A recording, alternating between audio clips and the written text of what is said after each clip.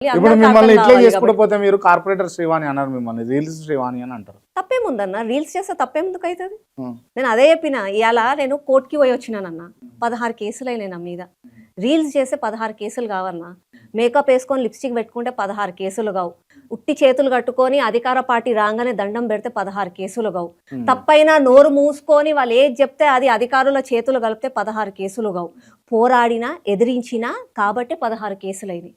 వాళ్ళని ప్రశ్నించిన కాబట్టి 16 కేసులైనాయి.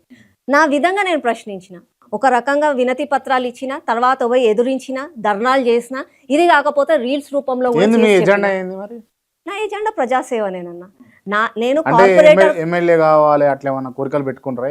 కోరికలు పెట్టుకున్నారా అని అంటే, ఇవాళ ఒక మేనేజర్ స్థాయిలో ఉంటే రేపు CEO కావాలి, కంపెనీనే కొనుక్కోవాలి అన్నట్టుగా కష్టపడతామన్న. కష్టే ఫలి. ఒకవేళ నేను కష్టం చేసిన దానికి నాకు ఫలితం దక్కాలి అని అంటే నా పార్టీ అధిష్టానం. అంటే రీల్స్ చేసే వాళ్ళని ఒక ఎమ్మెల్యే స్థాయిగా చూస్తారా పబ్లిక్? నేను ఒకటి ఏమంటున్నా అంటే అన్నయ్య, అలా రీల్స్ అంటే నేను డాన్సులు చేసి రీల్స్ చేస్తలేను, వంటలు చేసుకుంటా రీల్స్ చేస్తలేను, పాటలు పాడుకుంటా రీల్స్ చేస్తలేను.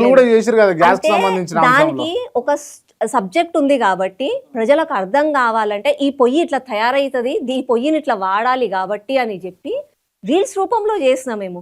కానీ రీల్సే తప్పు, రీల్సే చేయొద్దు అని అంటే మళ్ళీ అందరు కలిసి కూర్చొని ఒక రాజ్యాంగం అందరు కూర్చొని తీర్మానించవచ్చు కదన్న.